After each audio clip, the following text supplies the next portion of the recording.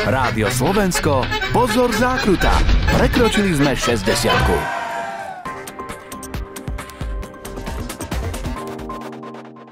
Zrejme ste už počuli o tom, že legendárna relácia Pozor zákruta oslavuje tento rok 60-ku a pri tejto príležitosti sa stretli jej niekdajší i súčasní tvorcovia. Magazín o motorizme a pre motoristov, ale aj cyklistov a chodcov začal vysielať Československý rozhlas 14. apríla 1962. Pozor zákruta sa okamžite zaradila medzi najobľúbenejšie rozhlasové relácie, pričom záujmu poslucháčov sa teší dodnes. Je to dobrá relácia, vždy bola dobrá relácia, je a aj bude dobrá relácia. Vyplýva to z toho, že jednak ju robili a robia ľudia, ktorí tomu rozumejú.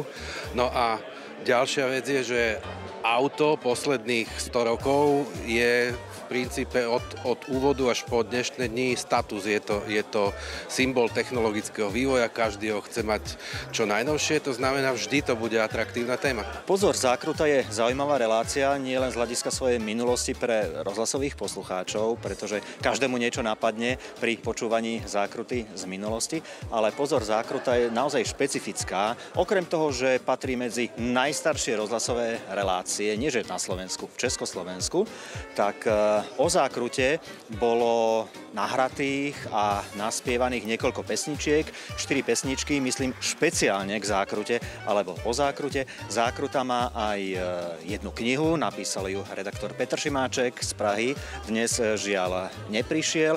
No a samozrejme zvučka zákruty, ten známy Charleston na mnoho spôsobov. Zaujímavé je, že aj keď tá skladba pochádza práve z roku 1925, tak málo kto, alebo skoro nikto si nespomenie na pôvodný názov tej skladby, ale každému na prvú v úvodzovkách vždy napadne, čo to je zvučka zákruty. Zákruta sa ujala najmä vďaka hudbe, ktorú mohla hrať.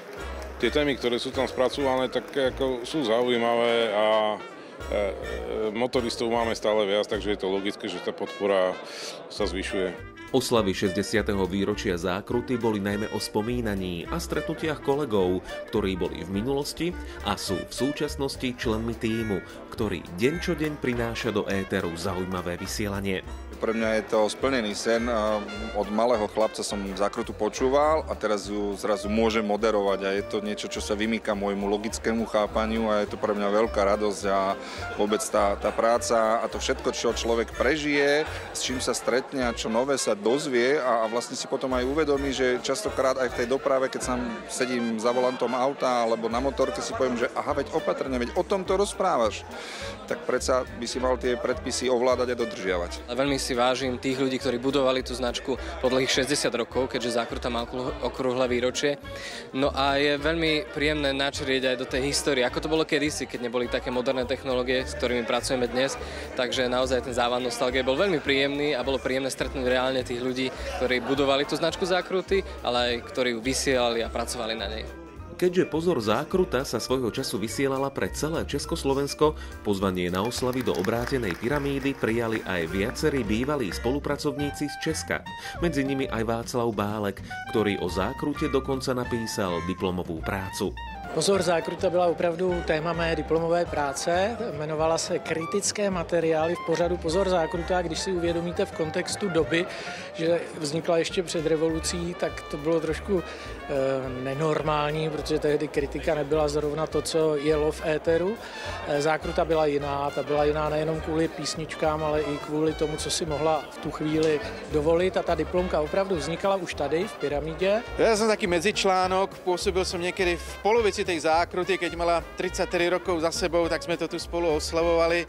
No, takže niektorých ani nepoznám, niektorých už nepoznám, s niektorými som sa tak nejak míjal. Tak je to pre mňa ako významná udalosť a veľmi si vážim, že si na mňa spomenuli a pozvali ma. Teší ma to a želám samozrejme zákrute do ďalších rokov veľa spokojných, nadšených poslucháčov a auditorium a nech sa jej darí. Známa zvučka relácie Pozor zákruta sa ozýva z vysielania Rádia Slovensko každý pracovný deň podvečer. Stačí si naladiť tú správnu frekvenciu.